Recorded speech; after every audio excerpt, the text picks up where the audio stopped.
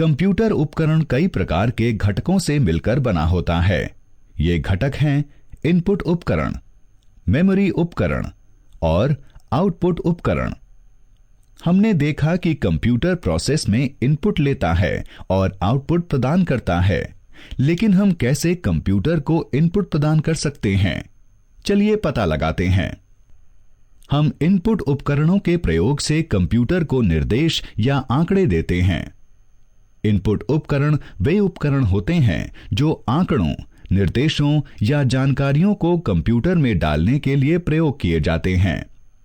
Keyboard, mouse, joystick, microphone और scanner कुछ ऐसे ही उपकरण हैं। इन इनपुट उपकरणों में से जो हम सबसे अधिक प्रयोग करते हैं वे हैं कीबोर्ड और माउस।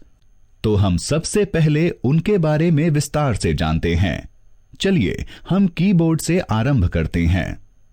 कीबोर्ड किसी कंप्यूटर में आंकड़े डालने के लिए प्रयोग किया जाता है। चलिए अब हम विभिन्न प्रकार की कुंजियों और उनके कार्यों को देखते हैं। टाइपिंग कुंजियां जो यहां पर हैं वे टाइपिंग कुंजियां हैं। इनमें अक्षर, संख्या, विराम चिन्ह, स्पेस बार और प्रतीक सम्मिलित होते हैं।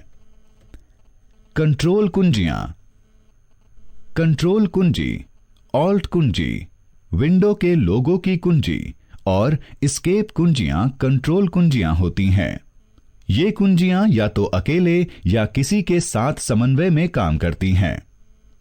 फंक्शन कुंजियां, कुंजियों को F12 तक F1, F2, F3 के रूप में लेबल किया जाता है। इन कुंजियों के कार्य प्रोग्राम के अनुसार अलग अलग होते हैं। इन कुंजियों को विशिष्ट कार्य करने के लिए प्रयोग किया जाता है। नेविगेशन कुंजियां, नेविगेशन से अर्थ है स्थानों का पता लगाना। नेविगेशन कुंजियां दस्तावेजों, डेटा शीट, प्रेजेंटेशन या वेब पृष्ठों में कहीं भी जाने और टेक्स्ट को संपादित करने में सहायता करती हैं। इन कुंजियों में एरो कीज यानी तीर कुंजियां, home, end, page up, page down, delete और इंसर्ट शामिल होती हैं। फिर यहां पर यह अंकीय कीपैड है। यह संख्याओं को डालने के लिए परंपरागत कैलकुलेटर के जैसे बना होता है। अब यह माउस देखिए। इसे माउस कहते हैं क्योंकि इसका आकार एक वास्तविक चूहे जैसा होता है। माउस का प्रयोग सीखना बहुत ही रोचक है। इसके लिए एक कीबोर्ड से अधिक कौशल की आवश्यकता होती है।